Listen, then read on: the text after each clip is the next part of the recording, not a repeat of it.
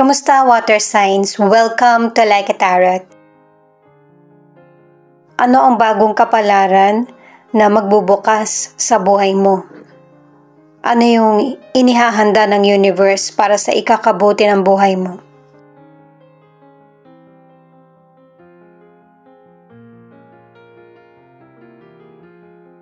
Unang-una pa lang ay pinapakita na napaka-caring at loving mo na person, lalo na sa family. Ito yung mas inuuna mo. Ang ilan sa inyo pwedeng pumunta ka sa ibang lugar or ibang bansa para mag-grow, magkaroon ng trabaho or magtayo ng sariling negosyo. Hindi lang yan yung lugar na mapupuntahan mo. Kahit sa ibang bansa, makakapunta ka rin. Kasi magpaplano ka ng kakaiba kesa sa mga naunang plano mo.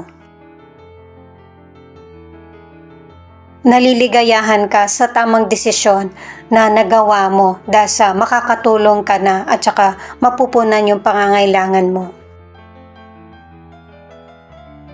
Magiging mahirap yung unang alis mo or pangalawa. Pero sa mga susunod ay masasanay ka na. Kumbaga magtutuloy-tuloy na yung pag-alis mo or pangmatagalan na kita. Posible rin na kaya ka naikipagsapalaran kasi merong older person or yung disabled na person or may mga anak ka kaya ito yung decision mo. At saka merong magandang balita, blessing, milagro na darating sa buhay mo. Magkakatotoo yung wishes mo. At saka may ilang person na nangako ka sa family member or maybe anak mo. At saka pinapakita rin sa tasa na ikat mo na yung ties, yung connection mo sa mga taong hindi naman mabuting intention sa'yo. Hanggat pinapahintulutan mo itong person na to sa buhay mo, ay yung magiging malungkot ka. Kasi siya yung may dala ng negatibo. Kung bakit niya ito ginagawa, kasi nakikita niya na malaki yung potential mo. Merong person na magkakagusto sa iyo, lalo na kung single ka. Aries, Sagittarius, Aquarius.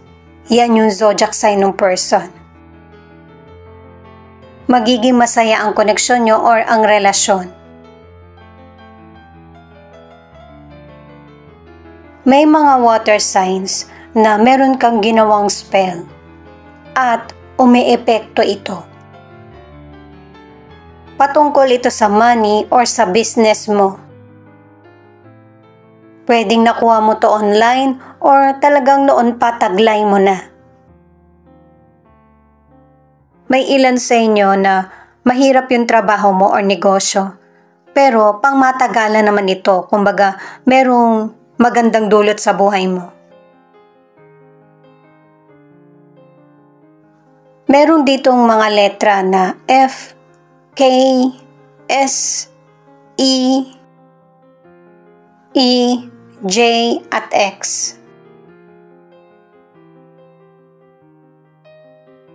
At saka may mga water signs na ang pamilya nyo ay magaling sumayaw o mahilig sa music. Na posibleng ang ilan sa inyo, ito yung pinagkakitaan mo. Meron ding darating na blessings pagkatapos ng 3 araw or 3 months. May ilan sa inyo na ang trabaho mo ay nakaharap ka sa computer, or meron kang kinakausap. May iba na sa mataong lugar ang trabaho mo. Pinapakita rin sa tasa na makakatanggap ka ng regalo or makikipag-date ka.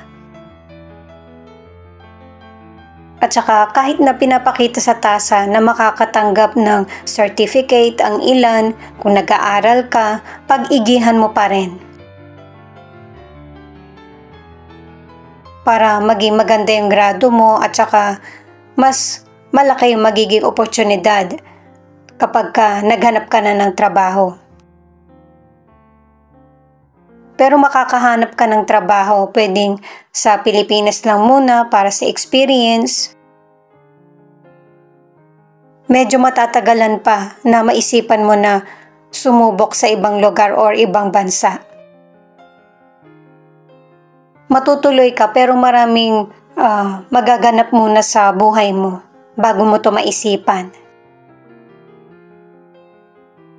Mag-ingat din sa mga taong pinagkakatiwalaan kasi may mga person na sinasamantala yung pagiging inosente mo. May mga water signs din na magpapalit-palit ka ng trabaho pero sa ibang bansa. Matagal mo to magiging trabaho at saka makakasundo mo rin yung mga kasamahan mo kasi marunong kang mag-adjust. Kasi may mga water signs na madaling malapitan at saka yung marunong makinig.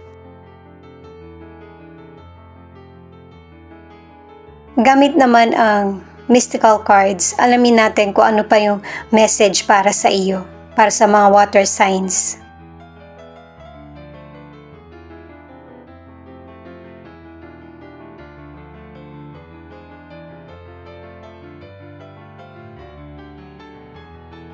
Meron kang pangarap na matagal mo nang minamanifest, pinagtsatsagaan at hinihintay.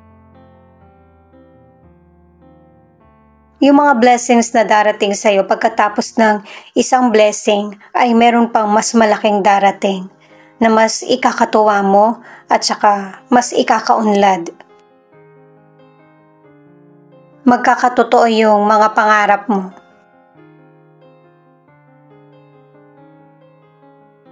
Ayan nakikita mo na ba? Kasi nagbubukas na. Kumbaga, pinapakita na sa'yo na malapit ka na ma-reach mo yung goal na gusto mong makamit sa buhay. Mas lalo kang napapalapit sa bagong simula at saka swerte na hinahangad mo o matagal nang hinihintay.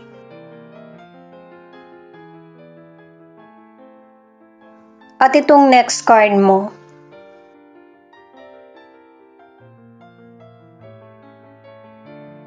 magkakaroon ng transformation sa buhay mo kasi nag-uumpisa na kumbaga dumating na yung swerte sa iyo. At kapag dumating na ito, hindi ka na katulad dati. Mas magiging wise ka na sa mga decisions mo, magiging mapili ka na rin or hindi ka magmamadali sa pagkakaroon ng desisyon. May mga nangyaring hindi magandang sitwasyon sa isa nakaraan pero napakarami mong natutunan.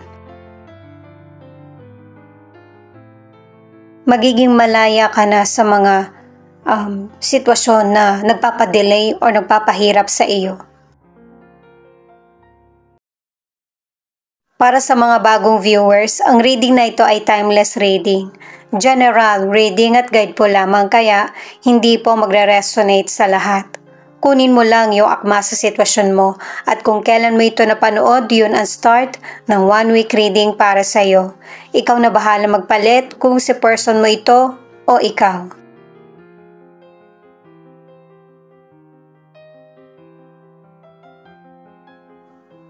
Two of Cups in reverse, Eight of Pentacles in reverse, Eight of Wands in reverse. Sa mga cards na ito, merong sitwasyon na incompatible sa'yo. Kumbaga, hindi nararapat or hindi nababagay. Posibleng patungkol ito sa karir mo, sa negosyo, or sa love life. Yan yung pagkakasunod-sunod. Mas mahirap para sa ilan yung sa karir. At saka, ito rin yung nagiging dahilan kaya mabagal yung proseso na nangyayari sa buhay mo. At base sa mga cards, kailangan mong sabayan yung mabagal na proseso ng buhay mo. Kasi kapag tumaliwas ka, mas lalo ka lang magiging agresibo. At magiging taliwas na naman ulit sa mga plano mo. Kaya mas maigi na maghinay-hinay ka at saka pag-isipan mong mabuti yung mga bawat aksyon na gagawin mo. Sa trabaho or negosyo, huwag mong suluhin yung pag-iisip or pagkilos. Yung dapat mong kinakaibigan or sinasamahan ay yung mga kapareho mo ng mindset na focus sa pag-unlad sa career or negosyo. Pero itong mga delay na nangyayari sa buhay natin ay kung sa career, sa negosyo or love life ay meron itong mga magandang kapalit. Kailangan ng pagtitiwala at saka tiyaga kasi pinakita na sa mystical cards mo na merong changes na magaganap. Para sa mga single or nasa relationship, masyado ka nang nafo-focus sa love. Hindi mo napapansin yung situation. Kasi may ilang single na hindi mo kailangan maghintay. Ikaw mismo yung dapat kumilos para dumating sa iyo yung love na gusto mo. Para sa ilan sa relationship, bigyan mo muna ng pansin yung relasyon mo. Huwag mag-isip ng kung anong mas makakasama pa. Magkaroon ng teamwork at saka ayusin kung ano yung misunderstanding sa relasyon.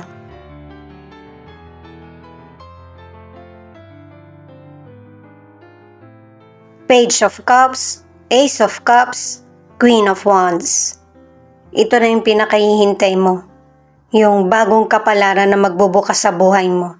Dahil yan sa patience mo at tiwala. May pinatutungkulan nitong mga cards na ito patungkol sa bata. Pwedeng anak mo or bata na tinutulungan mo. Or kahit hindi mo siya tinutulungan, yung presensya mo ay malaking bagay sa kanya. Kumbaga masaya siya na nandyan ka. Kung nabibigyan mo siya ng konting happiness, okay na sa kanya yon. Dahil sa magandang halimbawa ka sa kanya at importante ka sa buhay niya. Ang ilan naman sa inyo, magkakaroon kayo ng baby ng person mo. Ito yung magpapasaya sa inyo at mas lalong magpapastrong sa commitment sa isa't isa. Kasal man kayo or hindi, mas magkakaroon ng direksyon yung buhay mo. Ang ilan sa inyo sa financial, kahit na nagkaroon ka ng problema sa karir mo, sa negosyo, makakabawi ka na.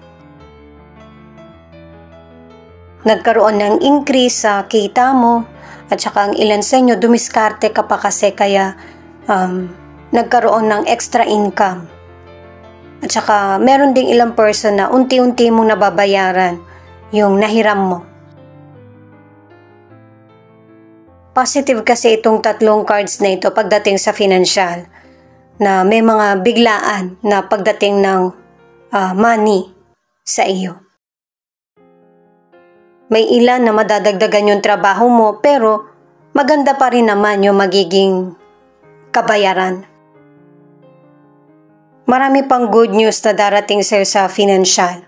Paunti-unti yung dating. Para sa single or nasa relationship, yung person mo or potential person, ang nagustuhan niya sa iyo ay yung pagiging creative mo at saka yung dating. Itsura, at saka kung paano mo dalhin ang sarili mo. At ang tingin sa'yo ng person, ikaw na talaga yung soulmate niya. Ikaw yung nagpapasaya sa kanya, at saka ikaw yung gusto niyang makausap bago niya matapos yung buong araw. Kaya para sa ilang single, subukan mong kilalanin yung potential person na nagugustuhan mo or nagkakagusto sa iyo. Para sa mga nasa relationship, pagkatapos ng mahabang pagsasama nyo ng person mo, ang ilan sa inyo ay magpapakasal na o kaya yung next step nyo ay yung magkaroon ng baby.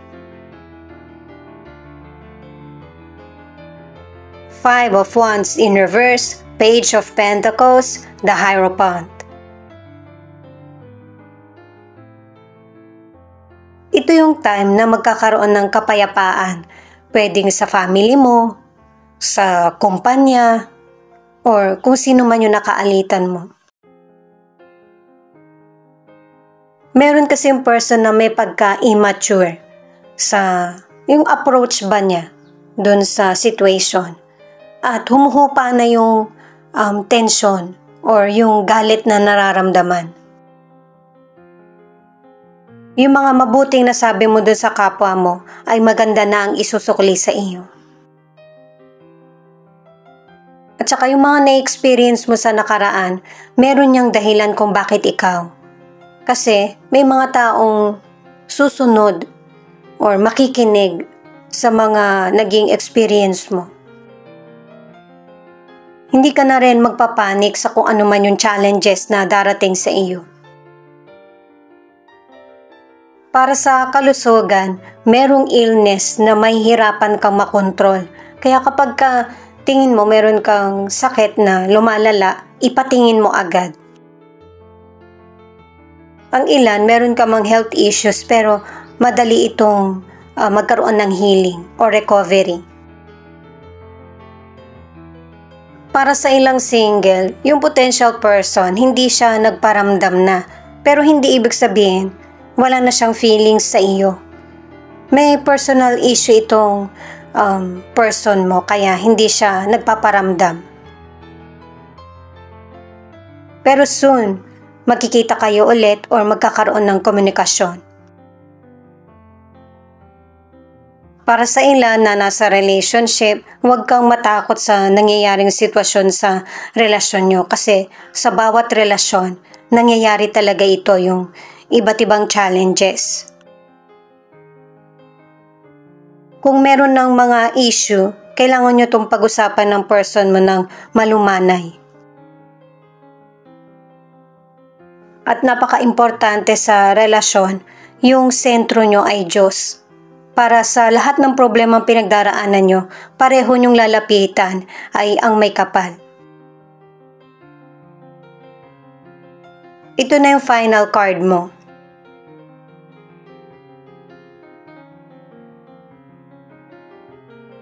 Itong Two of Pentacles, hindi mo hihintayin kung ano yung nakatadhana kasi ikaw ang gagawa nito. Meron kang dalawang bagay na pagsasabayin patungkol sa career o negosyo na mas magpapaunlad sa iyo at mas lalong magagamit mo yung pagiging creative mo. Magiging busy ka at patuloy na maganda yung magiging dating ng financial sa iyo. Maganda rin yung magiging takbo ng career mo o negosyo. Ito yung simula at pagpapatuloy ng pag-unlad mo.